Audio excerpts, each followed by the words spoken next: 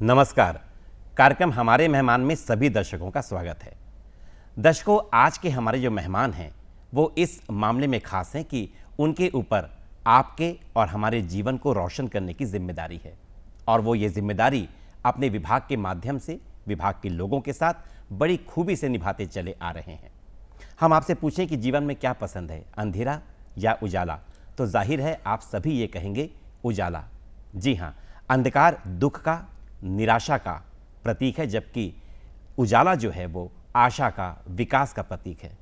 तो बस्तर के विकास के संदर्भ में किस तरह से विद्युत की आपूर्ति करते हुए हमारे आज के मेहमान अपने विभाग के माध्यम से बस्तर के विकास को एक नई गति दे रहे हैं, यही जानने के लिए और किस तरह की समस्या इस क्षेत्र में आती है, कैसे उनका समाधान किया जाता है, ये सारे सवाल लेकर के आज हम अपने मेहमान से रूबरू आपको करवा रहे हैं।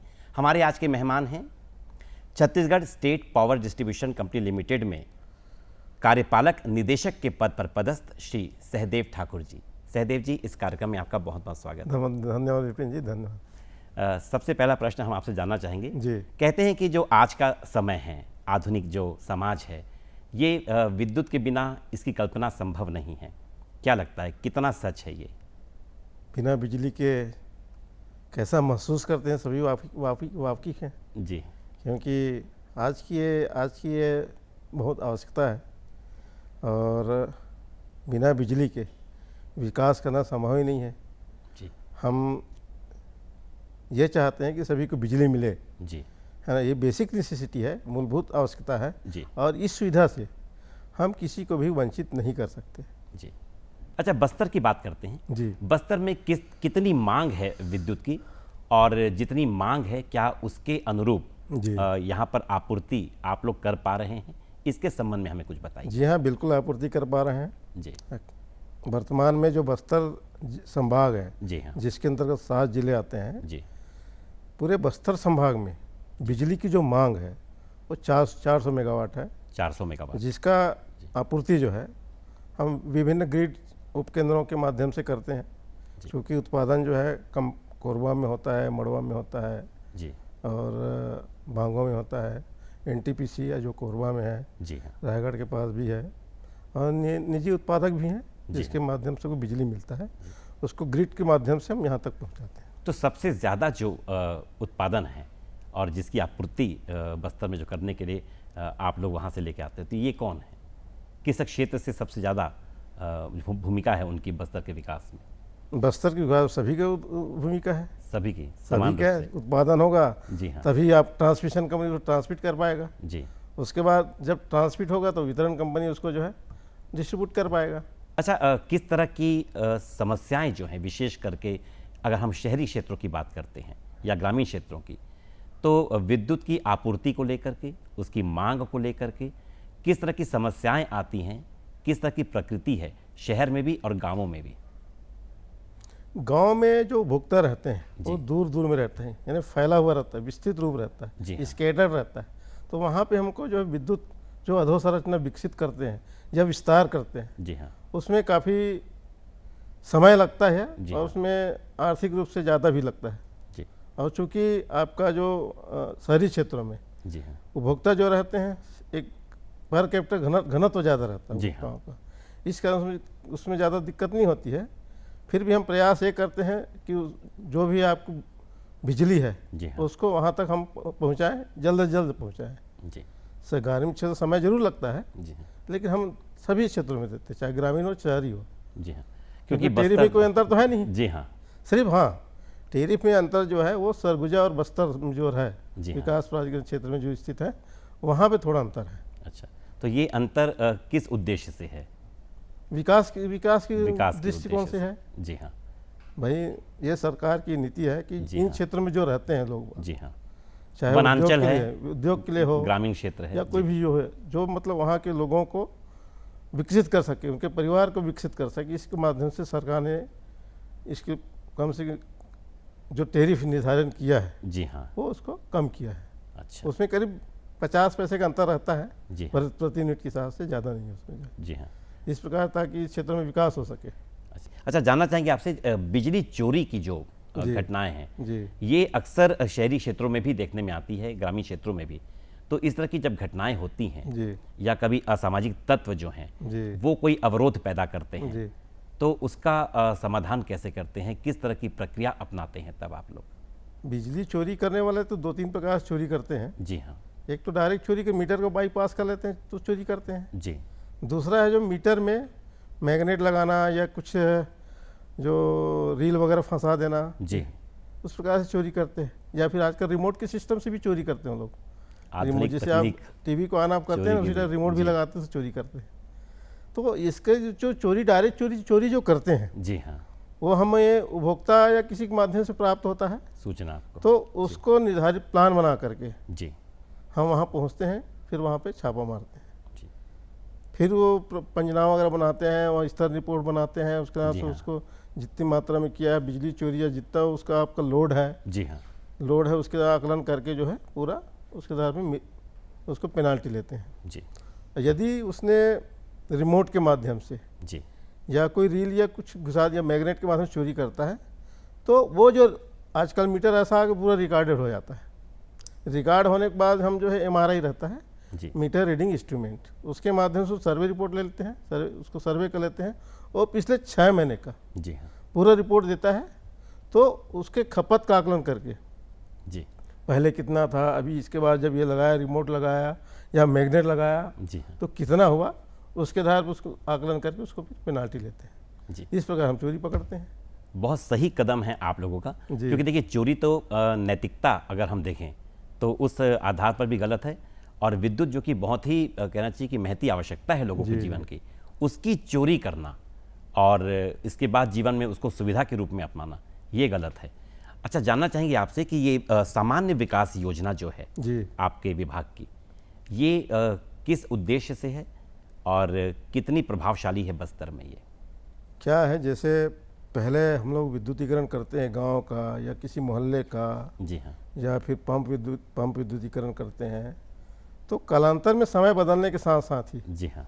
हमको उसको सुदृढ़ करने की आवश्यकता होती है। जी मान लो आपका कोई 11 kV फीडर है और दूर तक जा रहा है और सुदूर क्षेत्र में हमको लो वोल्टेज क्षेत्र परिलक्षित हो रहा है। जी उस स्थिति में वहाँ पे सिस्टम इंजीनियरिंग करते हैं और वहाँ पे सबिस्टन लगा देते हैं जी। या एडिशनल ट्रांसफार्मर लगा देते हैं, तो वहाँ की जो बिजली व्यवस्था है वो सुधर जाती है अच्छा। ना। जी हाँ। तो दूर दराज एरिया में जी तो वहाँ पे जो लोग लो वोल्टेज समस्या जो हो रहा था या किसी कारणवश समस्याएं आ रही थी, ट्रिपिंग की समस्या है, लो वोल्टेज का हो गया, जी। तो वहाँ पे एडिशनल ट्रांसफार्मर सर्विस लगाने से वहाँ की समस्या दूर हो जाती है। जी ये है अपना सिस्टम इंजीनियरिंग का हो गया, जी।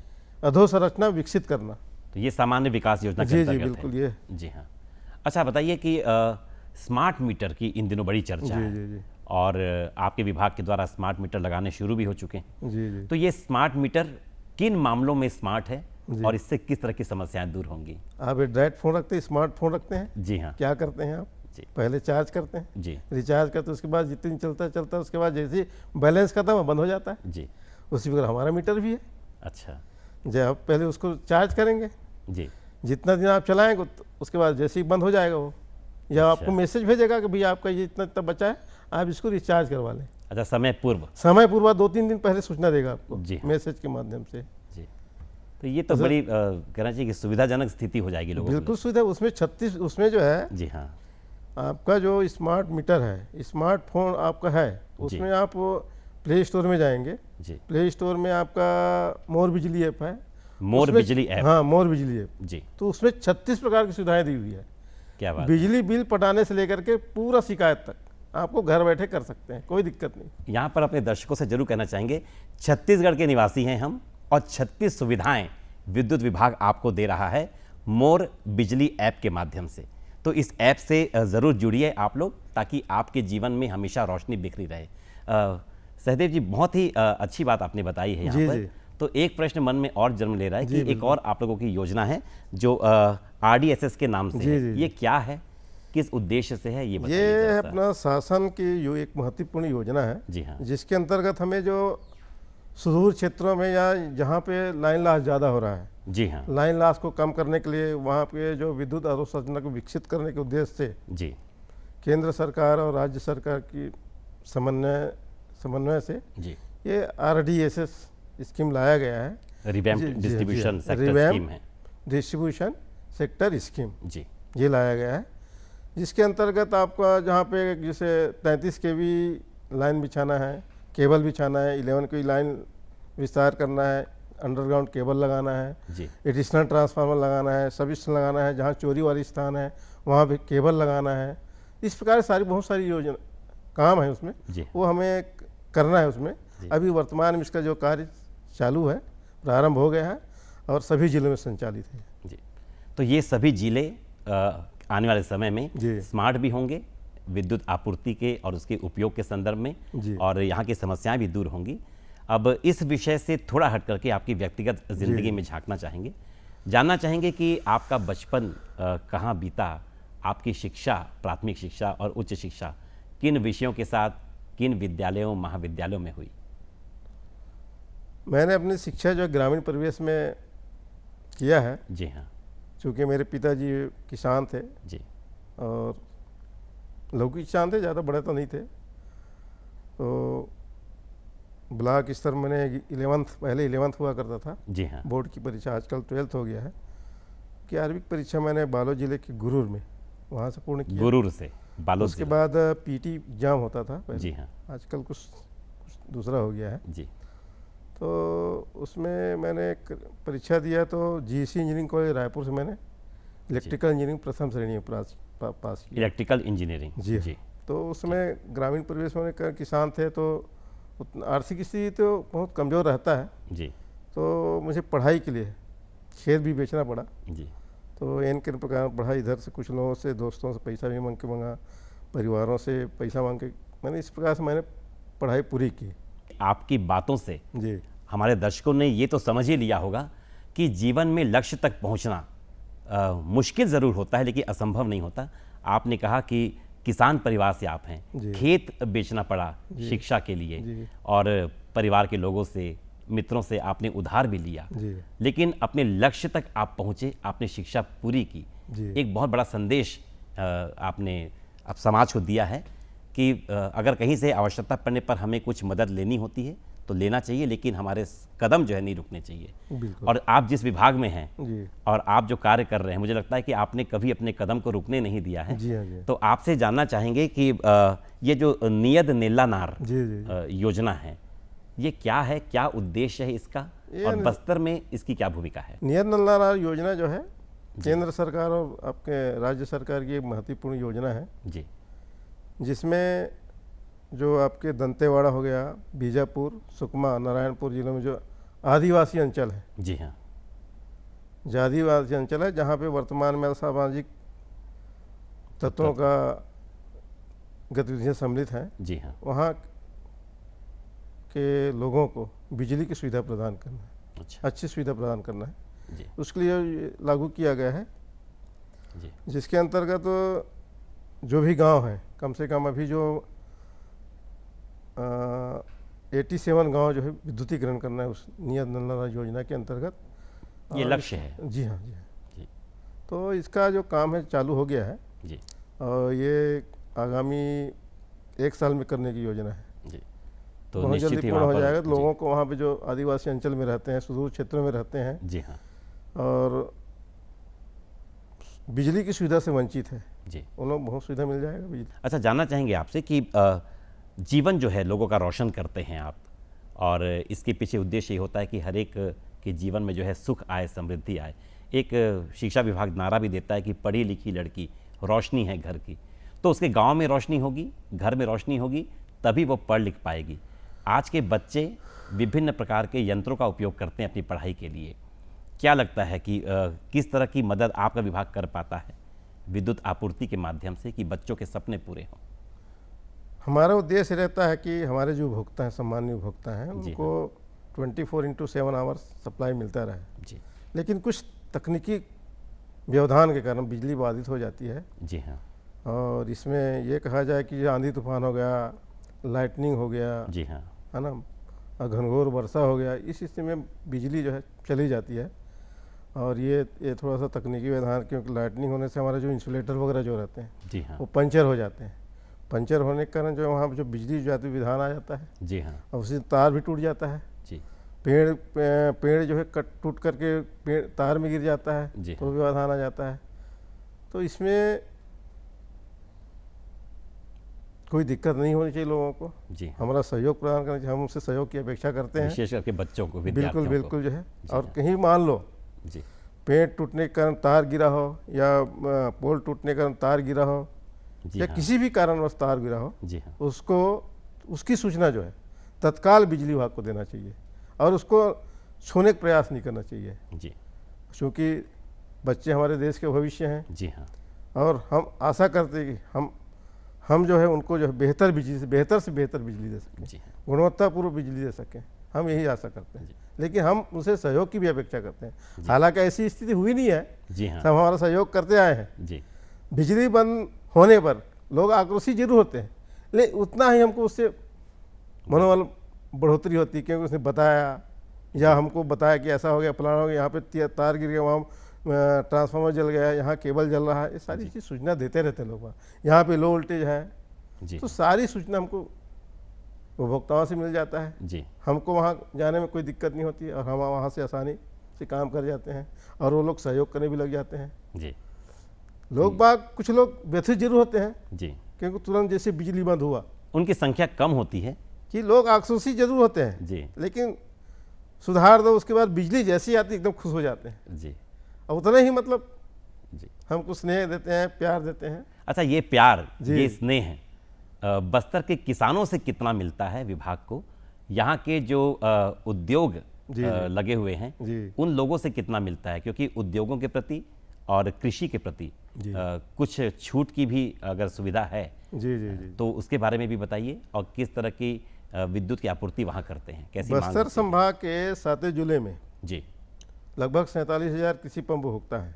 कृषि पंप उपभोक्ता जी, जी। 47,000। जी हाँ। क्या बात है। तो मान लो कोई आवेदन करता है किसान जो है, मान लो एक्सटेंशन की ज़रूरत है, पोल लगाने की ज़रूरत है, जी तो जैसे ही हम एस्टिमेट बनाते हैं, सर्वे करने के बाद एस्टिमेट बनाते हैं, एस्टिमेट बनाने में मान लो 1 लाख से ज़्यादा हुआ जी तो 1 लाख तो हम तुरंत छूट दे देते हैं एस्टिमेट में, जी और उसको 6 महीने के बाद जैसे शासन ने लक्ष्य निर्धारित किया उसके बाद काम करके दे भी देते हैं।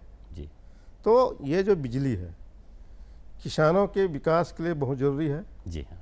और उसके अतिरिक्त हर महीने कृषक परिवार के 3 HP पे 6,000 यूनिट की छूट देते हैं प्रति वर्ष जी खपत पर, और 5 HP तक वाले में हम जो है 7,500 यूनिट की छूट देते हैं साल में। छूट मिलती है साल छूट में। देते हैं, बिल्कुल छूट देते हैं। जी उसी पर फ्लैट रेट सुविधा भी है। जी लोग 5 HP के हिसाब से 100 रुपया प्रति माह प्रति इस पर जमा कर देते हैं, यदि उसको छूट नहीं लेना हो तो, या उनका खपत ज़्यादा हो तो। अच्छा, ये सुविधा भी। मान लो 6,000 यूनिट से ज़्यादा खपत आता होगा जी हाँ।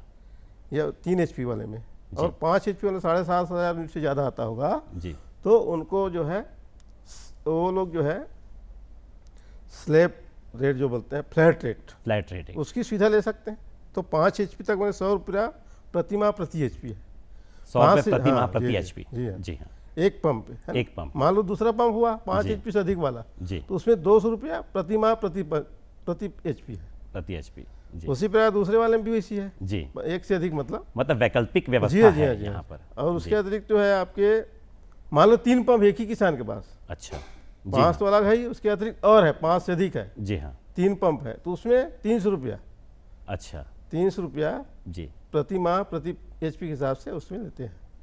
अच्छा, जानना चाहेंगे कि ये जो किसान हैं, उद्योगपति हैं, इनके अलावा बहुत से ऐसे कुटीर उद्योग हैं, लघु उद्योग हैं यहाँ पर, या कहना है कि छोटे व्यापारी हैं यहाँ पर, जी। उनकी भी जो लगातार आवश्यकताएं हैं वो बढ़ती जा रही हैं, चाहे ग्रामीण क्षेत्र हो चाहे शहरी क्षेत्र हो। तो इस बढ़ती हुई लगातार जो बढ़ती हुई मांग है, जी और इन दिनों हम देखते हैं वातावरण में तापमान भी जो है वो काफ़ी होता है यहाँ पर, जी। तो उस मांग को देखते हुए किस तरह की आपूर्ति की योजना आप बना के रखते हैं भविष्य के लिए? क्या भविष्य के लिए कोई तैयारी विभाग करता है? बिल्कुल, ये जो आपके RDS स्कीम है जी हाँ। और STN है, जी और ये जो विभिन्न जो योजनाएं हैं जिसके माध्यम से हम जो है विद्युत अधोसंरचना विकसित कर रहे हैं, जी वो हाँ। उसके वो है तो वो भविष्य को के लिए- देखकर ही है। भविष्य के लिए तैयार कर रहे हैं, जी हाँ। बिल्कुल कर रहे हैं उसके। लेकिन कई और बार चूंकि जी हाँ। ये जो कुटीर उद्योग बता रहे हैं आप, जी हाँ। और मसाला उद्योग हो गया और लघु उद्योग हो गया, जी हाँ। इसमें तो अभी बता ही दिया कि भाई उन लोगों बस्तर और सरगुजा जैसे विकास प्राधिकरण में जो जी हाँ। रहते हैं, निवास करते हैं, वो उन लोगों के विशेष छूट 50 मिलती है। विशेष छूट है ही। जी हाँ। और उसी प्रकार हाफ बिजली जी। बिल स्कीम जो 400 से कम जो रहता है उसमें छूट मिल दिया है, तो डायरेक्ट मिलता है लोगों को, जी। वो देख सकते हैं आप लोग। इन सारी बातों से आपके विभाग के प्रति जो है लोगों में विश्वास खूब जम जाता है, लेकिन ये विश्वास थोड़ा सा कम होता है उस समय जब ऐसी खबर आती है या ऐसी बात पता चलती है कि हमारे बस्तर के कुछ दक्षिण के ऐसे क्षेत्र हैं, सुकमा है, बीजापुर है, जहाँ पर कुछ गांवों में तेलंगाना राज्य से विद्युत की आपूर्ति हो रही है। क्या ये सच है? अगर है तो किस स्थिति में, और क्या हम इतने आत्मनिर्भर हैं, सक्षम हैं कि हमें तेलंगाना के ऊपर बस्तर के लोगों के लिए विद्युत की आपूर्ति के लिए निर्भर न रहना पड़े? जी हाँ, ये बीजापुर जिले के पामेड़ में 2-3 गांव हैं, पामेड़ के आसपास। जी। उसी प्रकार सुकमा जिले के करीब 25 गांव हैं, जी। जहाँ की विद्युत आपूर्ति जो है हम तेलंगाना से कर रहे हैं, और निकट भविष्य में आगामी 1 या 2 वर्ष में जी। हम वहाँ की विद्युत आपूर्ति छत्तीसगढ़ से लेने लग जाएंगे। क्योंकि अभी वहाँ पे थोड़ा सा समस्या ये है जी। कि हमारी जो विद्युत अधोसंरचना वहाँ तक पहुँच नहीं पाई है, पहुँची लेकिन बीच में कुछ दिक्कत है। जी हाँ। जैसे हमने कोंटा के पास है बंडा, जी। वहाँ पे हम उपकेंद्र बना रहे थे 33/11 का। जी। तो वहाँ पे काम स्टार्ट हो गया था, प्लेन रोड ज़मीन को प्लेन कर दिए थे, वहाँ पे बोरिंग भी करवा दिए थे। वहाँ पे जो आपका स्ट्रक्चर रहता है जी हाँ। उसका फाउंडेशन काम चल रहा था। उसी समय कुछ लोग आए और जो काम कर रहे थे जी। उनको मारपीट कर भगा दिए। तो हमारी योजना ये थी कि हम वहाँ पे सब निर्माण करते, उसके बाद क्रिस्टाराम जी और मरईगुड़ा की सप्लाई जो है वो शुरू। बंडा से दे देते। जी। उसके बाद हम तेलंगाना जो सप्लाई लेते हैं जी। उसको बंद कर देते हैं। उसी पर अभी जो है आपके बीजापुर में जी। गुंडापल्ली में काम चल रहा है। जी। जैसे ही काम होता है तो हम पामेड़ की सप्लाई छत्तीसगढ़ से लेने लगे, वहाँ तेलंगाना की सप्लाई बंद कर देंगे। वैसे भी जैसे आप लोगों ने सुना भी होगा जी हाँ। कि हमारी जो बिजली तेलंगाना को जाती है, जी, और हम वहाँ से ले भी रहे हैं। हम उसे ले भी रहे क्योंकि उनका नज़दीक है वहाँ से। जी हाँ। हमारे पास बिजली है, जी हाँ। हमारे पास स्ट्रक्चर, थोड़ा सा उनसे सहयोग की अपेक्षा कर रहे हैं हम लोग। जी हाँ। हम ये चाहते हैं कि जो दर्शक देख रहे हैं जी हाँ। इसके लिए सहयोग प्रदान करें, ताकि हमारी छत्तीसगढ़ की बिजली जो है क्रिस्टाराम मरईगुड़ा पामेड़ तक पहुंच सके। मैं यही आप लोगों से आशा करता हूं। तो मुझे लगता है इस कार्यक्रम के माध्यम से आपकी बात जो है जी। वो इन क्षेत्र के जितने भी हमारे दर्शक हैं उन तक पहुंची होगी, और दूसरे क्षेत्र के दर्शक भी उन्हें प्रेरित करेंगे कि वो आपके विभाग का इस उद्देश्य के लिए साथ ज़रूर दें। बहुत छोटा सा प्रश्न है, कितने खुश हैं आप कि आप लोगों के जीवन को रोशन करते हैं? मुझे बहुत खुशी मिलती है। जी। मैं ज़रूर बिजली की व्यवस्था सुधारने रात दिन जगता हूँ, जी। लेकिन उनके आक्रोश कहें या क्या कहना चाहिए, मुझे मनोबल संबल बनाने में काफ़ी महत्वपूर्ण योगदान मिलता है। जी। मैं ये चाहता हूँ कि उनका स्नेह और प्यार बना रहे। जी। मैं यही चाहता हूँ, क्योंकि बिजली ऐसी सुविधा है, जी। हम किसी को वंचित कर नहीं सकते। जी। ठीक है, थोड़ी देर आक्रोशित जरूर होते हैं, लेकिन उनका प्रेम बना रहता है। ये भी एक अधिकार है। बिल्कुल जी बिल्कुल। हाँ, हम उनका जाके लोगों बिल्कुल का। बोलते हैं, देख जी। हम जाके उनसे पूछते हैं, यदि मान लो किसी ने आवेदन दिया, जी। उसका मान लो काम नहीं हुआ, या किसी ने फ़ोन के माध्यम से बताया कि आप सर मेरा ये कनेक्शन नहीं हो पाया, जी। मैं संबंधित को बोल करके तुरंत कनेक्शन दिलवाता हूँ। जैसे ही कनेक्शन उसको मिलता है उसके बाद धन्यवाद ज्ञापन जरूर करते हैं। इससे मुझे हार्दिक खुशी होती है। जी हाँ, हम ज़रूर चाहेंगे कि लोगों के जीवन को रोशन करके मिलने वाली जो आपकी खुशी है ये हमेशा बरकरार रहे। इस कार्यक्रम में आने के लिए, हमारे दर्शकों से रूबरू होकर के उनमें ये विश्वास जगाने के लिए कि Chhattisgarh state power distribution company limited इतनी सक्षम है कि विद्युत संबंधी उनकी हर आवश्यकता की पूर्ति करके उन्हें विकास से जोड़े रखेगी। इस कार्यक्रम में आने के लिए आपका बहुत बहुत धन्यवाद करते हैं। धन्यवाद विपिन जी।